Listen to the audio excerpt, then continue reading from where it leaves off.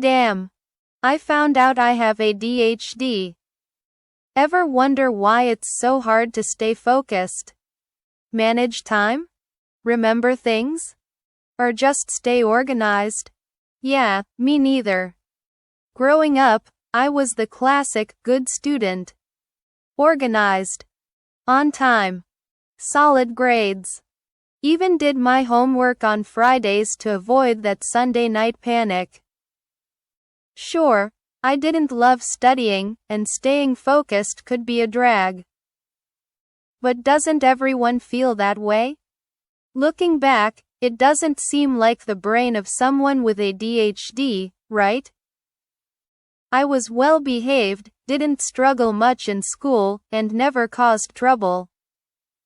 Then, I moved out for college, and suddenly things weren't so easy. I started skipping classes if I didn't feel like going, waited until the last minute for assignments, and lost motivation when I wasn't interested in the subject. It was weirdly out of character for me, but I just chalked it up to school burnout. Besides, my YouTube channel was taking off, and that's all I wanted to do anyway. After a year of college, I convinced my parents to let me take a gap year to focus on YouTube. Well, that gap year turned into never going back. Hello, college dropout life. Now, with school out of the way, I figured I'd get back to being organized, especially since I was in charge of my own schedule. But it was like everything went in reverse. Staying organized and focused became a massive struggle. I'd have to practically lock myself in isolation just to finish certain tasks. And if I got interested in something new, it would consume my thoughts completely. Even random distractions, like how to know when your roof needs new shingles, seemed way too easy to fixate on. Child me had everything in order. I used to color code all my binders, but now I couldn't even remember where I put the $20 I'd been holding a minute ago. It felt like I was losing control, yet I never considered it could be related to ADHD. I thought I was just getting lazy, like this was just adulting. Maybe high school really was the peak. Though I didn't even enjoy it at the time. Then one day, my brother texted me. He had been diagnosed with ADHD.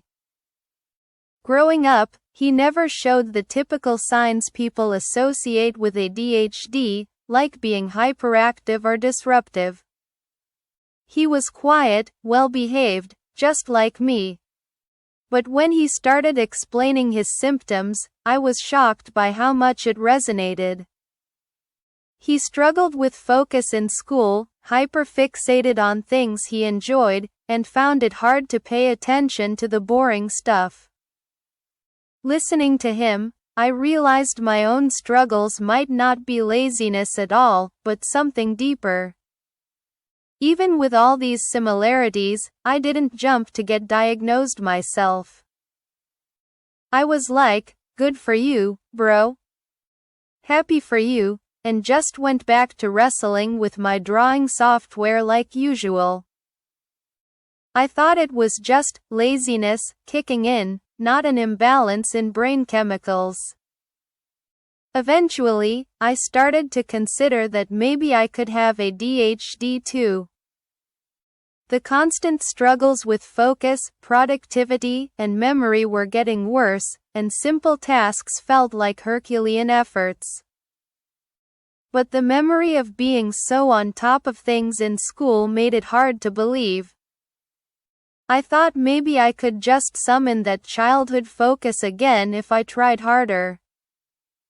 But something had shifted in my brain, and I wasn't capable of doing things the way I used to. Finally, I decided to get evaluated, though it took me a good 8 months to make the appointment, one of those telltale ADHD moves. When I started seeing a psychologist, I shared my challenges with focus and memory, almost waiting for him to say I was just being lazy. Instead, he said I showed clear signs of inattentive ADHD and autism. He gave me a report with graphs, pictures, and a thorough breakdown of my diagnosis. Reading through it, I felt validated and understood for the first time. Finally, I could make sense of why I had been struggling so much. It turns out there are different types of ADHD: hyperactive, inattentive, and combined. The hyperactive type is what most people think of when they picture a restless kid who can't sit still.